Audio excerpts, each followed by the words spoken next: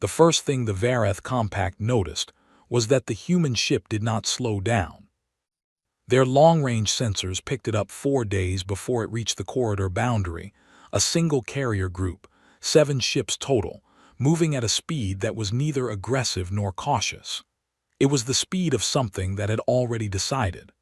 The compact's outer listening posts logged it, flagged it, and sent the data up the chain in under an hour. By the time the report reached Fleet Master Darrow's aboard the dreadnought Dominion of 8, the compact's combined forward fleet, 412 warships, had already been placed on high alert. Darrows read the sensor file twice. Then he pulled up the human vessel's ID signature and matched it against the galactic registry. UES Endurance, human supercarrier, last confirmed position, edge of the Kaelin Drift 11 years ago, listed as missing, presumed destroyed. He leaned back in his command throne and studied the tactical display. 7 ships, moving without deviation, no response to automated border warnings, no transponder acknowledgement, no course change, nothing. His intelligence advisor, a thin-framed academic named Lien, stood at the far end of the bridge with a data tablet in her hands and a look on her face that Darrows did not like. She had been studying human records for 20 years. She had filed 3 reports inside Compact Intelligence arguing that humanity was being dangerously misread. All 3 had been quietly shelved.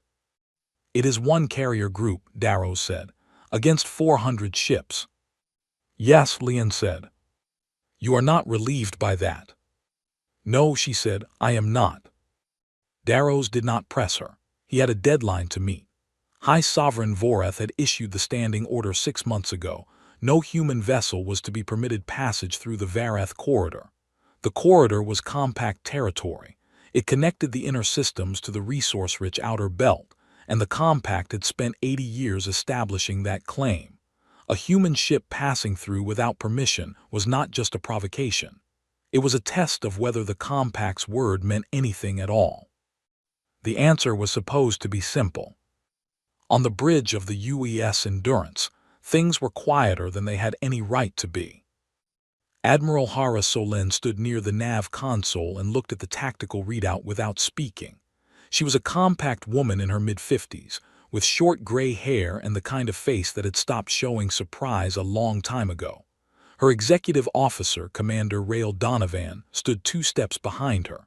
He was taller, broader, and had a habit of reading the room before he opened his mouth. Right now, the room said nothing. The readout showed 412 contacts arranged in a loose encirclement across the far end of the corridor. Every one of them was larger than any ship in the Endurance's escort group. Several were dreadnought class, the kind of vessel that could crack a moon if pointed at it long enough. "They are going to hail us," Donovan said. "They already have," Solin said. 17 times automated warnings. "They will send a live voice next." "Probably. What do you want to say when they do?" Solin was quiet for a moment. She looked at the nav display, the course line running straight through the corridor, straight through the middle of 400 enemy ships, to the far side where nothing was waiting except open space, and a set of coordinates she had memorized 3 years ago. "The truth," she said. The live hail came 6 hours later. It was in Vareth Standard, which the Endurance's translation system handled cleanly.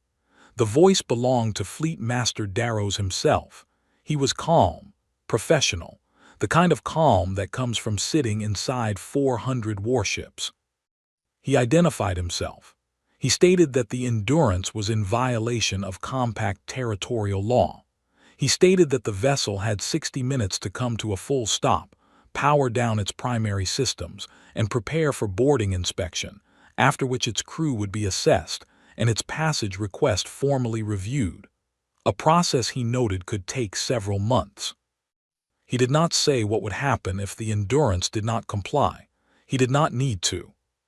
The bridge crew of the Endurance waited. A few of the younger officers looked at Solin. The older ones looked at their consoles. Solène waited until the 60-second mark on the response timer. Then she opened the channel. "Fleet Master Darrows," she said. Her voice was level and unhurried. "My name is Admiral Hara Solène, commanding officer of the UES Endurance, last active vessel of the United Earth Navy. I have heard your terms. I want you to understand something before I give you my answer." A pause. Across 400 ships, 400 bridge crews listened. "We have been in deep space for 40 years," she said. "We have not had a home in 40 years. We have not had resupply, reinforcement, or relief. We have buried 914 of our people in the void between stars.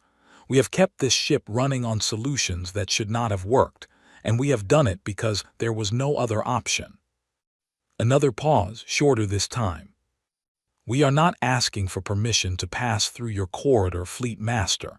We are telling you that we are going to. We remember every obstacle. We remember every lesson. And we are still here." She closed the channel. Donovan exhaled slowly through his nose. On the compact flagship, Lien set down her data tablet. Her hands were very still. Darrows stared at the communication panel for a long moment.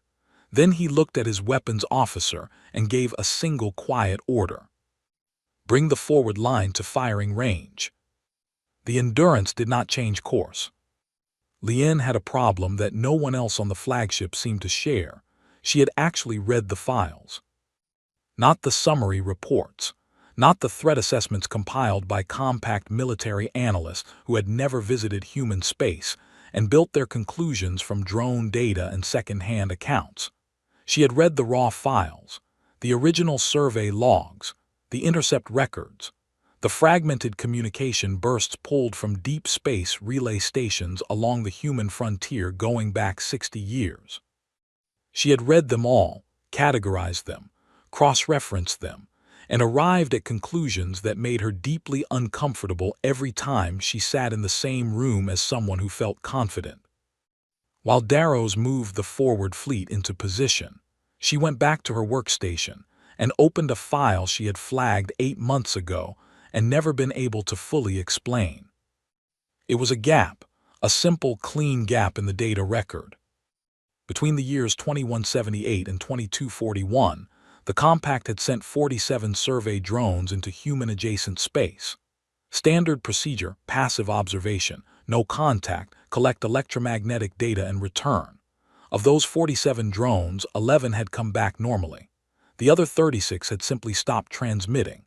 Not damaged, not destroyed. There was no wreckage, no explosion signature, no final data burst indicating impact or system failure. They had gone quiet. One by one, over 60 years, 36 drones had passed into range of human activity and never reported back. The standard explanation in the compact's records was equipment malfunction. Deep space was hard on hardware. 36 failures over 60 years was statistically inconvenient but not impossible. Lien had never believed that. Now, with the Endurance sitting in the middle of the corridor and refusing to stop, she believed it even less. She pulled the drone deployment maps and laid them over a chart of known human patrol routes during the same period. The overlap was not perfect. Human patrol records were incomplete, but the correlation was clear enough to be uncomfortable. Every drone that had gone silent in a region where human vessels were known to have operated. The 11 that came back had traveled routes that human ships, as far as the records showed, had never used. The humans had been detecting and collecting compact survey drones for 60 years, and they had never said a word about it. She filed a request to cross-reference the drone hardware specifications against any known human technology patents registered in the galactic database. A long shot, since humanity had never formally joined the database, but sometimes information leaked through trade routes and third-party brokers. The search would take time. She flagged it as priority and moved on. The second file she opened was older. It concerned a civilization called the Orissi. The Orissi were not members of the compact, but they were well known to it, a spacefaring species about 400 years ahead of compact technology in several key areas, including drive systems and energy shielding. They had been a reliable, if distant, presence in galactic diplomacy for centuries. 11 years ago they had gone quiet. Not extinct, their worlds were still inhabited, their ships still moved through their own territory, but they had withdrawn completely from external contact. No explanation given, no formal statement. They simply stopped responding to diplomatic hails and recalled all of their vessels from shared space lanes. Compact intelligence had theories, a political shift, an internal crisis, a philosophical movement toward isolation. The leading guess was some kind of cultural retreat. It happened occasionally with older species. Lien had a different guess. She pulled the last known Orisy diplomatic communication, a routine trade update, nothing remarkable, and then pulled the record of the last known Orisy ship movements before the withdrawal. She mapped them. Every Orisy vessel that had been operating in the outer territories had been recalled from a specific region, a region that overlapped almost exactly with the edge of human exploration space, circa 11 years ago. The timing matched the last confirmed sighting of the UES Endurance. Lien sat with that for a long time. She did not have enough to draw a firm conclusion. What she had was a shape, the outline of something she could not quite see directly. 36 missing drones. 5 civilizations that had encountered humanity and quietly changed their behavior. The Orisy, the most advanced species in this region of the galaxy, pulling every ship out of a zone where humans had been active and then going silent for a decade. And now the last human carrier, alone, sailing into the middle of 400 compact warships without slowing down. She flagged a formal request to access the sealed Orisy diplomatic archive, the records of any private communications the compact had received from Orisy channels in the 5 years before their withdrawal. The archive was classified 2 levels above her current clearance. She submitted the request anyway and noted it as urgent. Then she did something she had been considering since the Endurance first appeared on sensors. She opened an unofficial channel, not a military channel, not a formal diplomatic line, but a secondary frequency that the compact used for non-hostile academic contact with unknown vessels. It was almost never used. It was technically still active. She composed a short message in 3 languages, Vareth Standard, the older Galactic Common Script, and a phonetic approximation of the English language she had spent 4 years learning from intercepted human broadcasts. The message said only, "We are not all the same, some of us are listening." She sent it and waited. Across the corridor, in the Endurance's communication bay, a young signals officer named Petra looked at her screen, blinked, and called for the Admiral. There was a level in the Endurance that most of the crew rarely visited. It was not restricted. There were no guards posted outside it, no locked doors, no access codes. It was simply a place that people tended to walk past without stopping, the way you might walk past a grave. Deck 7, Section 14. The archive level. The room ran the full length of the ship's lower spine, nearly 400 meters from end to end, and it was filled floor to ceiling with sealed storage units. Each unit was climate-controlled, hardened against electromagnetic interference, built with triple redundant power systems that could run independently for 200 years without external supply. Inside them was everything, every book ever digitized. Every film, every song, every architectural drawing, every scientific paper, every legal document, every census record, every map, every piece of art that had been saved before the end. The genetic archive was there too, samples from over 60,000 plant species, 12,000 animal species, and the full genomic records of every human bloodline the Navy had managed to catalog in the final years before Earth's last war made cataloging impossible. Solène walked through it slowly, reading the message Lien had sent on her personal tablet as she moved between the storage units. "We are not all the same, some of us are listening. She had not replied yet. She was thinking. Donovan fell into step beside her at the far end of the archive room, the way he usually did when he wanted to talk without making it obvious that he wanted to talk. "The alien who sent that message," he said, low-ranking. "The channel she used is academic contact protocol," Solène said. "Not military. She went around her own chain of command to send it." "That is either very brave or very stupid." "With aliens, the line between those two things is the same as it is with us," Solène said. "Depends entirely on whether it works." They walked back toward the forward section of the ship. Through the corridors, the crew moved with the particular rhythm of people who had been doing the same job for a very long time. No panic, no urgency. 400 enemy ships on the sensors, and the Endurance's corridors looked like any other Tuesday. A damage control team ran a routine drill in Section 9. 2 engineers argued about a pressure reading in the secondary coolant line outside the reactor bay. 3 teenagers who had been born on this ship and had never seen a planet sat in the corridor playing a card game, because they had checked the tactical display and decided that if something bad was going to happen, it was going to happen whether they watched it or not. Donovan noticed them and said nothing. Those kids were why they were here. That was true of the 11,000 people on this ship in a way that it was not true of any conventional military force. They were not just a crew, they were a population. They reached the fighter bay. It was the loudest part of the ship, always had been, and right now it was louder than usual. 340 fighters were in various states of readiness. The standard complement for a carrier this size was 80. The Endurance had stopped carrying a standard complement around year 12 of their voyage, when the original fighters wore out faster than the supply of replacement parts, and the engineering team, led at the time by a stubborn woman named Vasek who had died of a cardiac event 6 years later and was commemorated on a small plaque near the bay entrance, had decided that if they could not maintain the old ships, they would build new ones. The new ones were not like anything the original designers had imagined.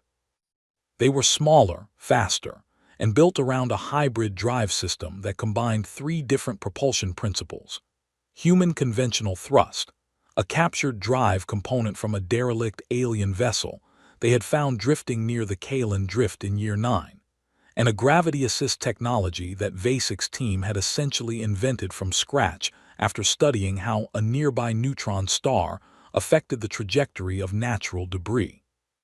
The combination gave the fighters a maneuverability profile that was, on paper, physically implausible. The Compact's intelligence files had the Endurance carrying 80 fighters, standard configuration, early-generation human design. Solène looked at 340 of them lined up in the bay and thought about the Compact analyst who had written that report and felt something that was almost sympathy. The last stop was engineering, specifically the lower engineering bay, where the full drive prototype sat in a housing that had been rebuilt 4 times because the energy tolerances kept pushing past what the original frame could handle. The engineer on duty was a man named Idris, 3rd-generation Endurance crew, which meant his grandmother had been one of the original survivors. He was 28 years old and had personally redesigned the drive's containment architecture twice. When Solène walked in, he was eating from a foil packet and reading a technical manual at the same time. "Ready?" she asked. "It worked last time," he said. "That is not what I asked." He set the packet down and looked at her directly. "It will work," he said. "The math is solid. The frame is solid. We tested it at 40% capacity 3 months ago and it held clean. We will need full capacity." "I know," he said. "It will hold." She nodded and left. In the corridor outside, Donovan asked her what she was thinking. She told him the truth. "I am thinking about all the things this ship has become that nobody out there knows about," she said, "and I am thinking about how much I would prefer not to have to show them." The deadline from Darrow's arrived 4 hours later. 1 hour remaining. Come to a stop or face action. Solène went back to the bridge, sat down in the command chair, the only time anyone had ever seen her sit in it, and typed a reply to Lien's message. It said, "Then keep listening. You are about to learn something important." Then she looked at her weapons officer and said, "Battle stations. Quiet launch preparation on all wings. Nothing moves until I say." The Endurance kept moving forward. The compact fired first. This was not a decision made in anger. Darrow's was not an angry commander. He was a careful one, and he had given the matter serious thought, and he had concluded that a controlled warning barrage, heavy enough to overwhelm standard point defense, targeted at the carrier's forward hull section, would accomplish two things. It would demonstrate that the compact's ultimatum was not theater, and it would force the Endurance to stop, because stopping was the only rational response to being fired upon by 400 warships. He gave the order. The forward line opened up. What happened next took 11 seconds. The Endurance's point defense grid activated across its full hull surface, not in the standard sequential pattern that the compact's tactical analysts had modeled based on known human military doctrine, but simultaneously, as one continuous interlocking system.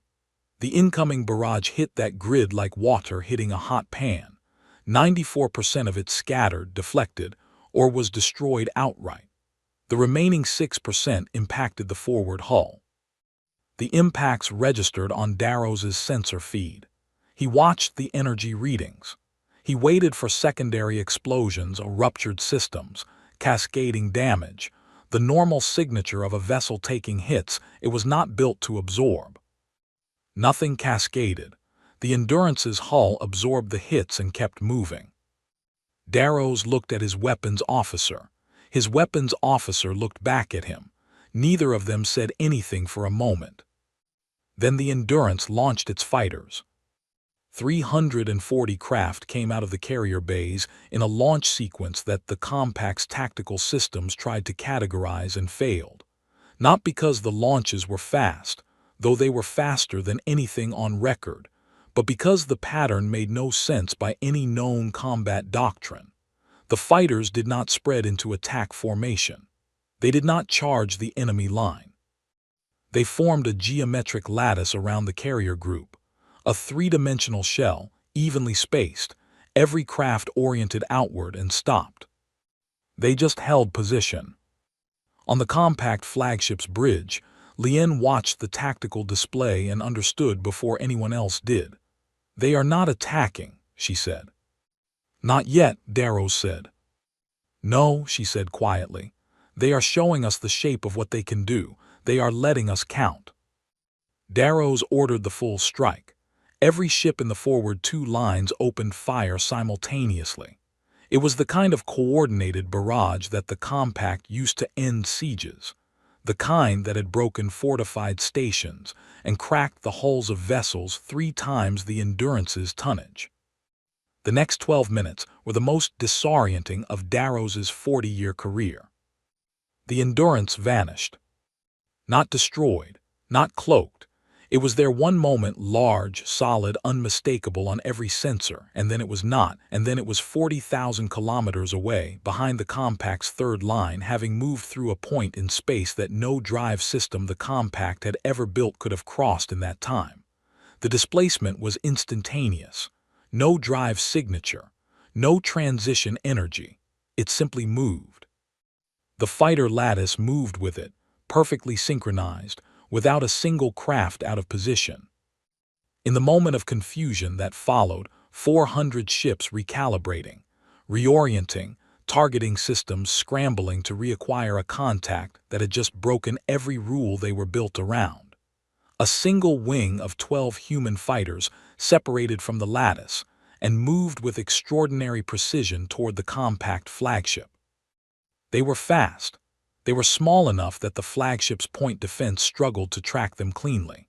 They wove through the defensive fire in a pattern that Lien would later describe in her report as adaptive, Not a pre-programmed evasion route, but genuine real-time response, each craft adjusting to what the others were doing and what the defense grid was doing, like a single organism with 12 bodies. They reached the flagship's engine section.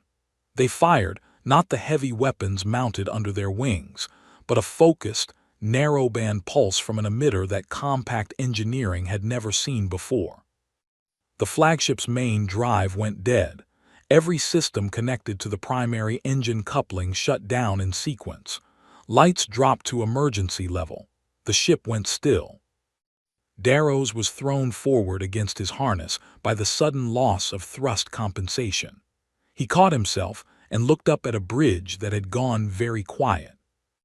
The human fighters were already gone, back to the lattice, back to their positions around the carrier, as if nothing had happened. The Endurance opened a channel.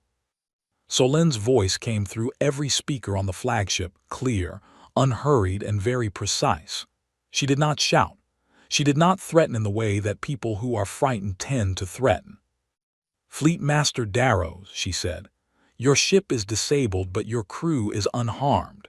Every system aboard your vessel that could endanger lives is still functioning: life support, medical, communications. Only your drive and weapons coupling are offline. That was a choice." A pause.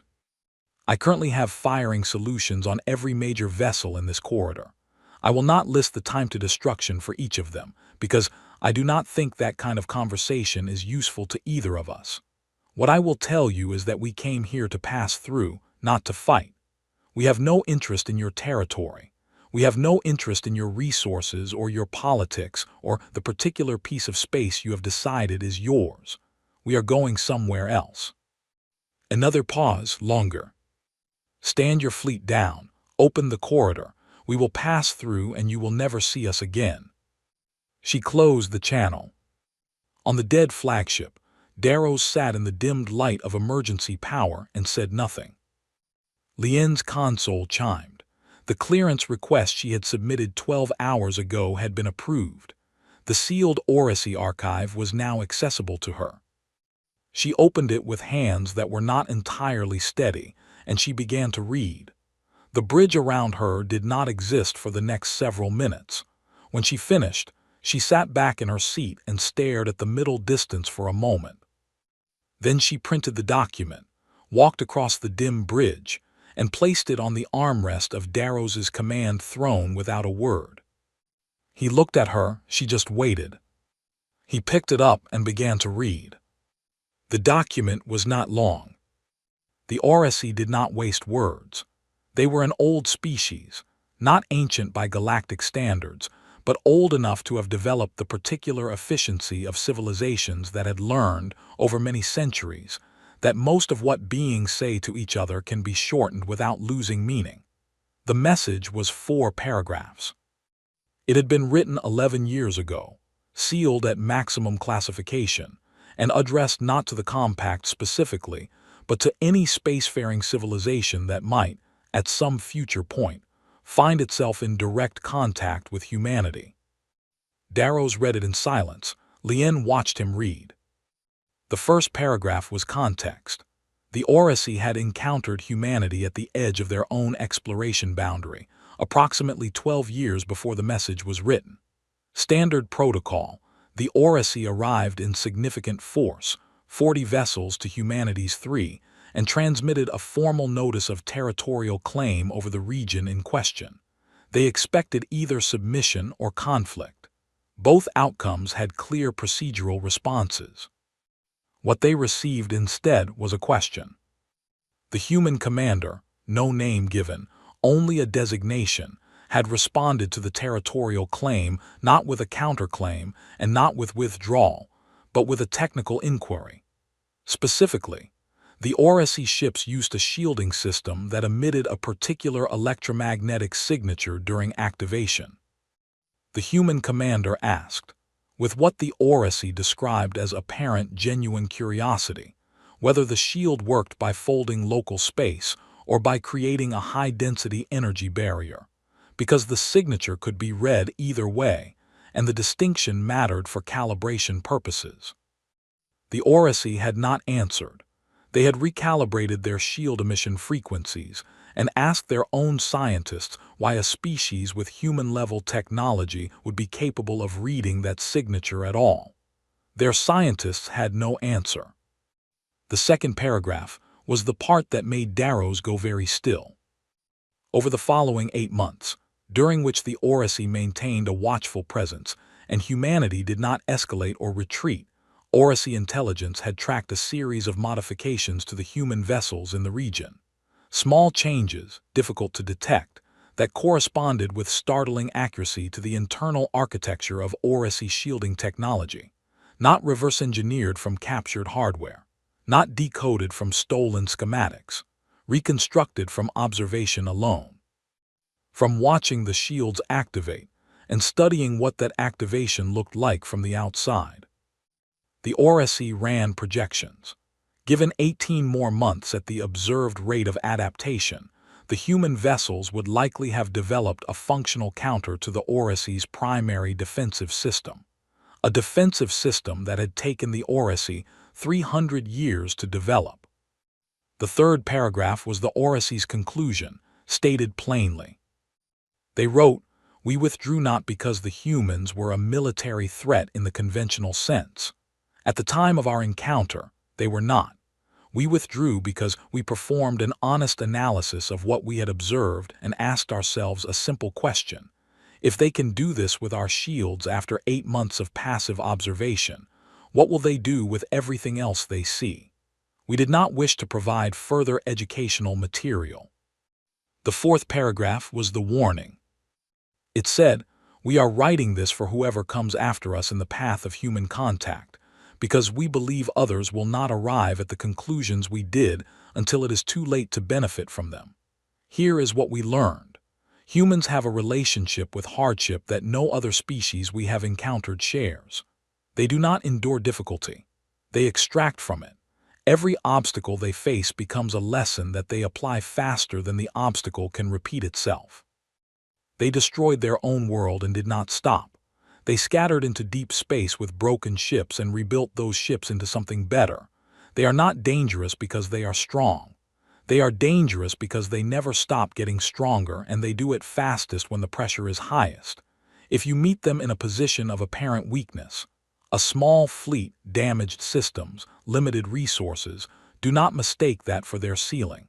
That is their floor.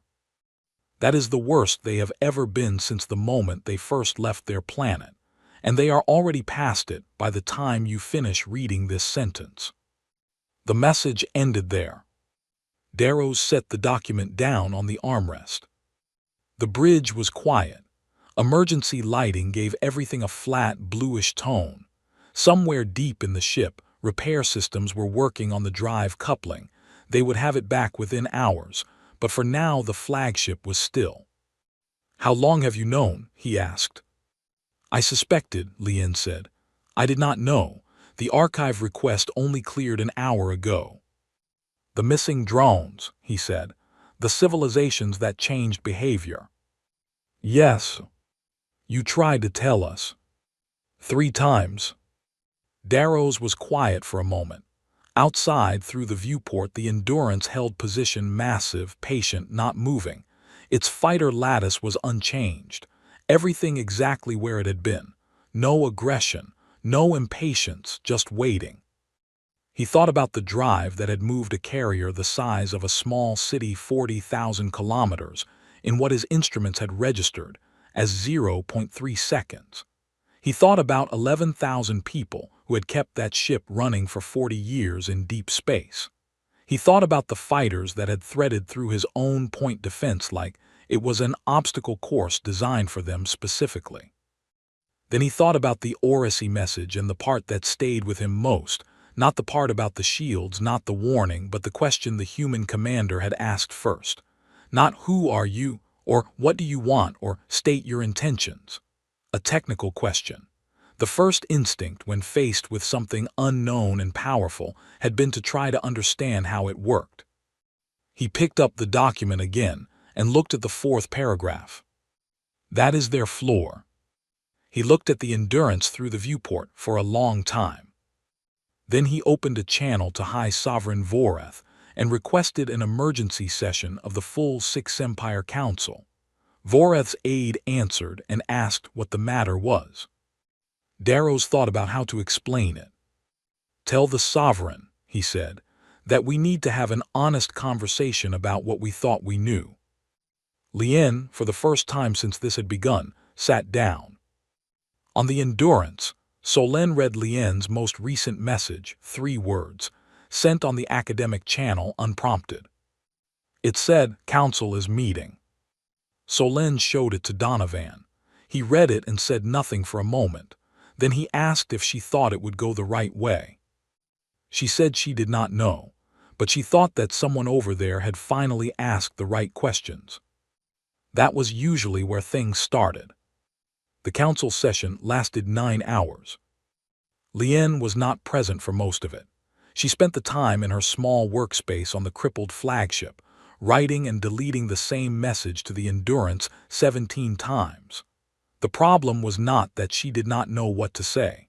The problem was that she was not sure she had the authority to say anything, and she was not sure it mattered, and she was not sure what she was hopping for. She left the message as 3 lines, and sent it before she could change her mind again.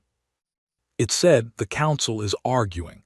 Some of them want to try again with everything we have. I want you to know that not everyone agrees with that. I also want to know what happened to the 6th civilization, the Oracy. You were in that region 11 years ago. What did you say to them?" The reply came back in under 2 minutes. It was also 3 lines. It said, "We asked them the same question we asked the Compact. We wanted to pass through their territory on the way to somewhere else. They asked what we were looking for. We told them we were looking for somewhere quiet to rebuild. They gave us coordinates and left. We assumed they needed space to think." Lien read that 3 times. Then she laughed, a short, involuntary sound that surprised her, and wrote back, "You did not threaten them. You did not demonstrate anything." The reply, "They did not fire first." She sat with that. The Oracy had arrived with 40 ships and a territorial claim. The Compact had arrived with 400 ships and an ultimatum. The Oracy had gotten the version of humanity that asked questions. The Compact had gotten the version that answered them. Both versions were the same species. The difference was entirely in how the encounter had begun. She wrote one more message. "If the council votes to stand down, where will you go?" The reply took longer this time, almost 8 minutes. "Then there is an unclaimed world at the far edge of the Dorian Reach. Difficult transit, local space weather, unstable fold points in the approach corridor. We have been studying the approach for 3 years. We think we can manage it." She knew the region. Every cartographer in the Compact knew it. The Dorian transit zone had been surveyed twice and abandoned twice. The fold point instability made it genuinely dangerous, not impossible, but the kind of difficult that required either very good navigation or a drive system that could handle micro-corrections at fold transition speeds. A drive system, for instance, that could move a supercarrier 40,000 kilometers in 0.3 seconds. She flagged the Dorian region in her records and noted it. Then she closed the message window and waited. The council vote came through 6 hours later. High Sovereign Voreth transmitted the result directly to Darrows on the disabled flagship. 4 empires in favor of standing down, 1 abstaining, 1 opposed. The motion passed. The Vareth corridor was to be cleared. The human vessel was to be permitted free passage. The opposing empire, the Sereth Dominion, the smallest of the 6 and also the most aggressive, filed a formal objection and was noted and overruled. Their ambassador transmitted a separate message to Darrows expressing the view that this decision would be remembered as a historic mistake. Darrows did not reply to that message. He gave the order fleet-wide. All vessels were to move to corridor edge positions and hold. No weapons active. No targeting locks. The lane through the center of the corridor was to be cleared to a width of 200,000 kilometers. He watched 400 ships begin to move. It took nearly 2 hours to complete the repositioning. When the lane was open, he transmitted a single short message to the Endurance on the standard military channel. It said, "You have passage, safe travel." He did not expect a reply. Protocol did not require one. He was surprised when one came. Solen's voice, quieter than it had been in the combat broadcasts. She said, "Thank you, I know what this cost. I want you to know we do not take it lightly." Then, after a pause, "If you ever want to talk, not negotiate, not conduct diplomacy, just talk, the Endurance will not be hard to find. We will be in the Dorian Reach. We are not going anywhere for a while." Darrow sat with that for a moment. Then he looked at Lien, who was watching him from across the dim bridge. "She offered to talk," he said. "I know," Lien said. "I have been talking to her for 6 hours." He raised his eyebrows very slightly, and Lien thought about how to answer that. She thought about the oracy and the question they had never answered and the coordinates they had given freely. She thought about 36 missing drones that were probably sitting in a museum somewhere on the Endurance's archive level. She thought about the engineer who had spent 9 years building a drive that should not exist, and the fighters that had threaded through defensive fire like the defense was a minor inconvenience, and 11,000 people who had survived 40 years in deep space by treating every problem as a puzzle with a solution. "She is curious," Lien finally said, "about everything about us, about why we built the corridor claim the way we did, about what the Sereth Dominion actually wants and whether the disagreement is structural or personal, about whether our shielding systems use folded space or high-density barriers." She paused. I told her it was both. She said that was interesting and asked 3 more questions. Darrows looked at the viewport. The Endurance was moving now, steady and unhurried, into the open lane. Its fighter lattice had dissolved back into the carrier. 340 craft recovered in under 4 minutes, clean and quiet.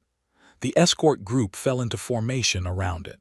7 ships, moving at the same speed they had always moved, neither aggressive nor cautious. The speed of something that had already decided. He watched until the carrier group was through the center of the corridor and beginning to pull away toward the far transit point, toward the difficult and unstable approach to the Dorian Reach, toward a world that no empire had wanted enough to bother with. They would build something there. He was certain of it. He did not know what, but he had read the oracy message, and he understood now that the answer to that question would be answered mostly by whatever obstacles they encountered on the way. He was also fairly certain that in 20 or 30 years, the Compact would want to have a relationship with whatever the Endurance's crew built out there. Not because the Compact would be forced into it, because they would want to understand it. Because that was, it turned out, the thing about humans. They made you curious against your will. Lien was already composing her next message to Solen. Darrows did not interrupt her. He turned back to the viewport and watched the last human carrier cross the far boundary of the Vareth corridor and disappear into the dark between the stars. Behind it, in the long silence of the corridor, not one empire fired a second shot.